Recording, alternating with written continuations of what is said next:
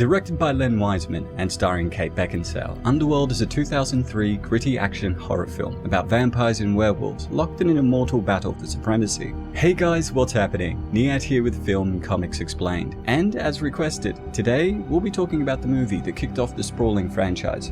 The weapons had evolved, but our orders remained the same. Hunt them down and kill them off one by one.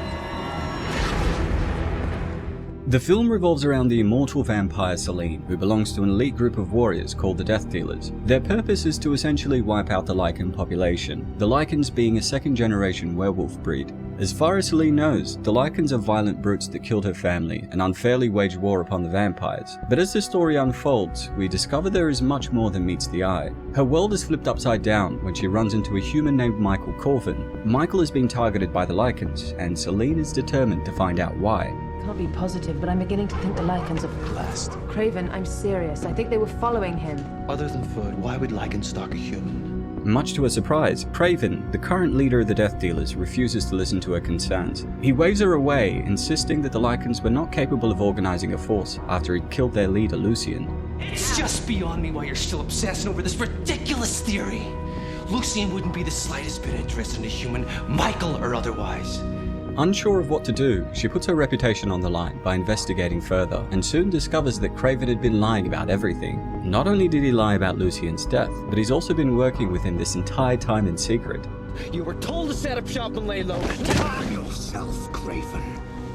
I've laid low for quite long enough. With no one else to turn to, Selene breaks the vampire covenant and awakens the hibernating vampire elder Victor, who is not happy about being prematurely summoned. Now at risk of being executed for her actions, Selene races against time and discovers that the Lycans are experimenting on Michael because he's a direct descendant of Alexander Corvinus, the very first Immortal. Alexander's first two sons, William and Marcus, are also the progenitors of both the werewolf and vampire race.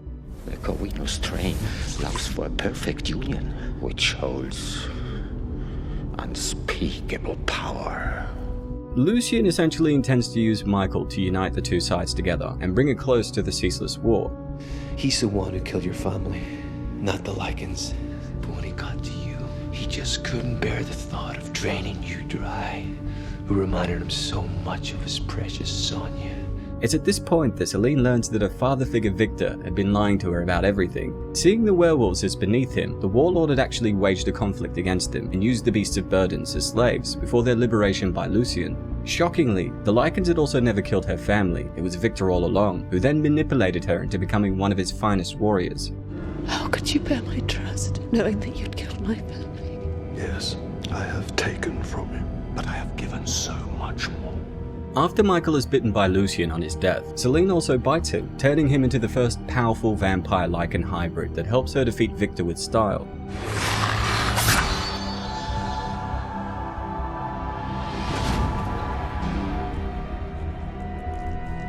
Now enemies of both clans, the pair flee as the vampire elder Marcus wakes up from his slumber, paving the way for the next film. Because it has werewolves and vampires, it's really hard to say, what are you making, an action movie or a horror movie. It is more of an action movie. That's why I wanted to make something that was different. It's an action movie that has vampires and werewolves. Amazingly, the stylish flick was Wiseman's first movie. Dimension Films pitched the idea of a werewolf film to him, and he actually wasn't into it at first. Still, he took the offer and started working with his friends Kevin Graveau and Danny McBride. Graveau, who also plays Ray's in the film, suggested bringing vampires in as the opposing faction. Like Romeo and Juliet, with the houses of Montague and Capulet constantly at each other's necks, a romance between both sides would take center stage. In a behind-the-scenes interview, Kevin explained how he used his knowledge of genetic engineering to tackle the law. I have a background in genetic engineering. Given that, I wanted to take a different approach to the werewolves and vampires in this film. I wanted to use science as a basis rather than mysticism. This is where the whole vampirism and lycanthropy being caused by a virus comes from. Even though the Immortals here have unique origin stories, they still honored the classic genre rules like daylight being poisonous to vampires and silver killing werewolves. Unfortunately, Dimension Films ended up dropping the project and focused on Wes Craven's movie Curse, but that didn't deter Wiseman and the gang, who pitched their idea to Lakeshore Entertainment and got the green light. What's great about this film, and it shows in the final cut, is that the majority of the effects were practical. There are a lot of things that digital effects really can't do, and coming up with lifelike creatures that can interact with human actors, it's It's impossible for digital effects. According to the amazing production designer Patrick Totopoulos, roughly 70% of the effects were done in camera. I wanted a guy in a suit. You know, we referenced like, you know, Aliens and Pumpkinhead or The Predator. And I just think that there's something that you get from a guy in a suit. One of the biggest challenges, as you would imagine, was the werewolf transformations. To keep the action in camera, Patrick's team flexed their puppetry skills and created werewolf prosthetics and animatronic vests that would control the suit's facial movements. He has a full range of lip movement, muzzle movement. He also has a comm link that allows the lead puppeteer to speak to him so they can cue roars, cues to camera, that kind of stuff. In addition to having these big giant suits, the actors who played werewolves also wore stilts to create that lupine gait. Of course, there was still plenty of digital effects involved in post-production. We'd come up with the idea of these silver nitrate bullets, so we needed to show the effects of how that was actually affecting the Lycans. The one that looked the most realistic was one that was done with an airbrush, and then use CG to actually start the process and have the veins work over the skin and start to blotch and just become darker. Rob Duncan from Framestore CFC supervised the CGI work and explained that a transformation scene would first be shot with the actor in human form. A combination of cyberscans and turntable photographic stills were then made to replicate the shape and detail of the characters before and after the change. The FX team would then have to keyframe the actor's expressions and blend it into the werewolf's form. In the process, they created that interesting transformation style where we can see the bones shifting underneath the skin during the process.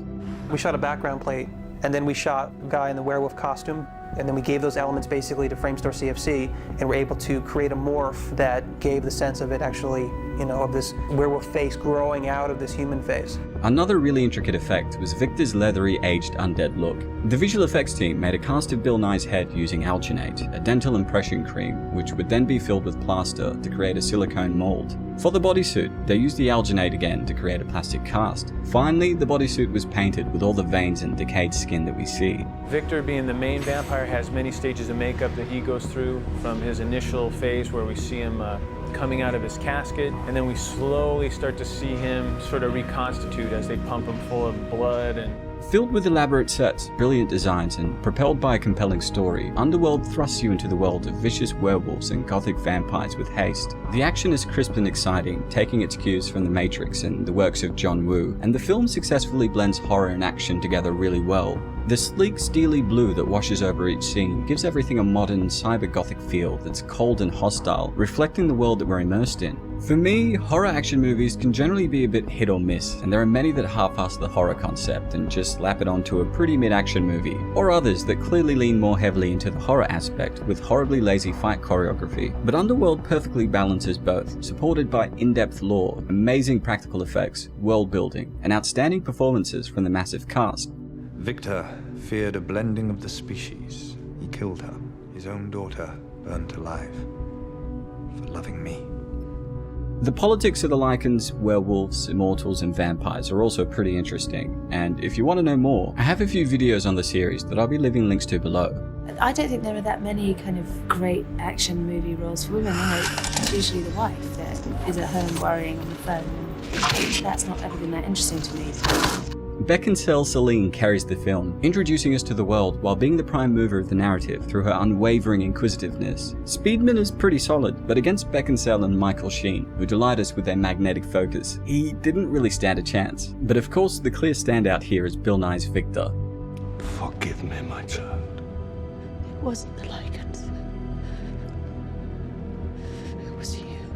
Chewing up every moment, Nye is a pleasure to watch. His line deliveries are deliciously sinister, yet still have this paternal quality that trick us and Selene into believing that under the betrayal and deceit, he truly does care about Selene. He's a master at work. By prioritizing in-camera practical effects and putting an emphasis on world building and story, Wiseman and his team made a smart, original, sexy blockbuster that holds up pretty well. In an age of derivative, worn-out werewolf and vampire films bereft of creativity, Underworld is a breath of fresh air. It might not be highbrow cinema, but it's got a gun-wielding, leather-wearing Beckinsale, kicking ass in a sleek, hyper-stylized world. Suffice to say that I'm always satisfied.